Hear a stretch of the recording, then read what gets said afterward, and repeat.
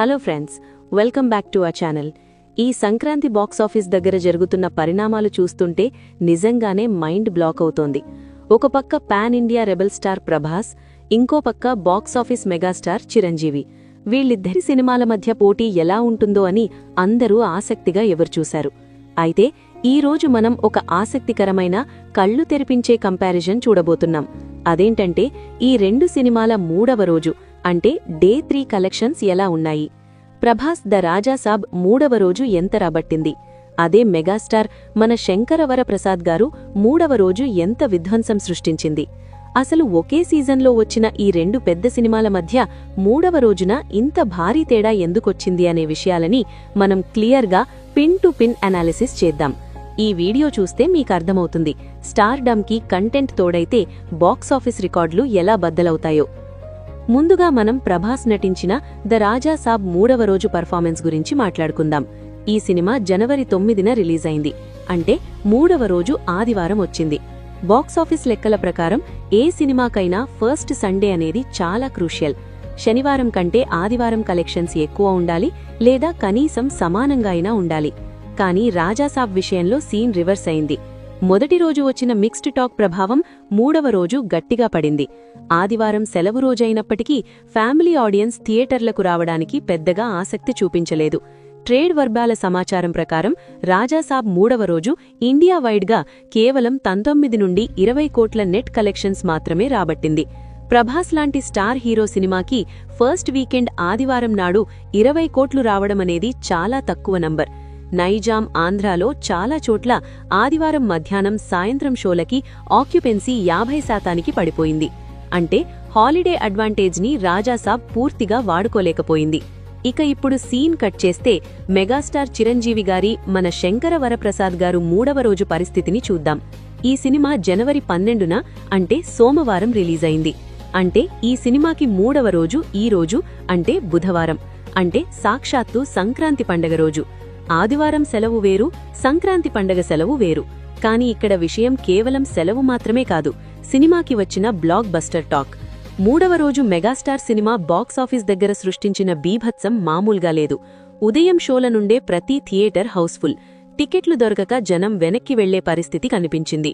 అందిన సమాచారం ప్రకారం ఈ సినిమా మూడవ రోజు అంటే సంక్రాంతి నాడు ప్రపంచవ్యాప్తంగా దాదాపు 75 నుండి 80 కోట్ల గ్రాస్ కలెక్షన్స్ ని రాబట్టినట్లు అంచనా వేస్తున్నారు.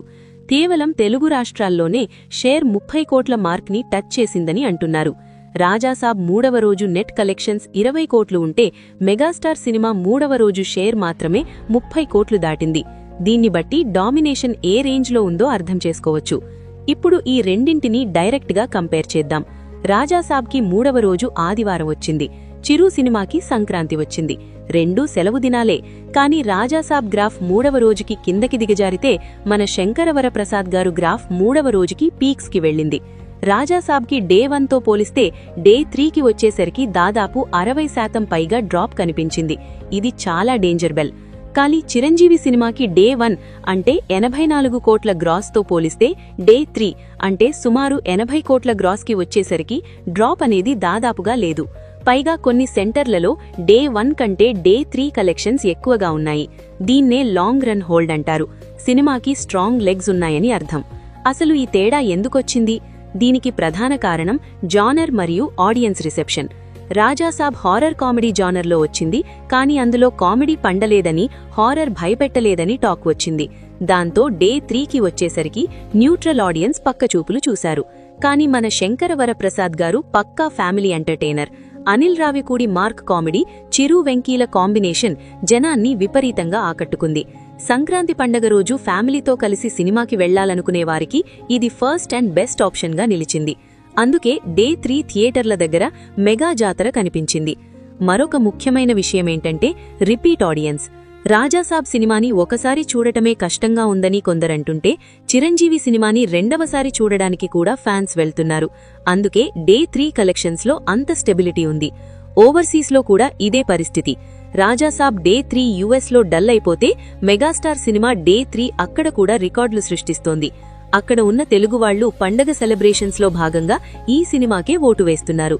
ట్రేడ్ విశ్లేషకుల అభిప్రాయం ప్రకారం రాజాసాబ్ 3వ రోజుతో తన రన్ని స్లో చేసేసుకుంది. ఇక కోలుకోవడం కష్టం. కానీ మన శంకరవర ప్రసాద్ గారు 3వ రోజు తన రన్ని మరింత స్పీడ్ పెంచింది. ఈ జోలు చూస్తుంటే ఫస్ట్ వీక్ పూర్తయ్యేసరికి నాన్ ఆర్ఆర్ఆర్ రికార్డులన్నీ బద్దలయ్యేలా ఉన్నాయి. రాజాసాబ్ నష్టాల నుండి బయటపడడానికి కష్టపడుతుంటే చిరంజీవి సినిమా లాభాల పంట పండిస్తోంది.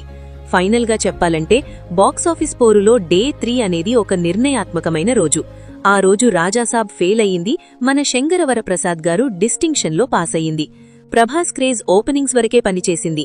కానీ చిరంజీవి గారికి కంటెంట్ తోడైతే బాక్సాఫీస్ రికార్డులు ఎలా బద్దలవుతాయో.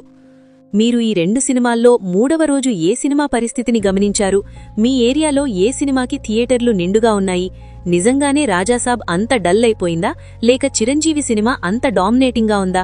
మీ అభిప్రాయాలను, మీరు చూసిన వాస్తవాలను కింద కామెంట్స్లో తెలియజేయండి.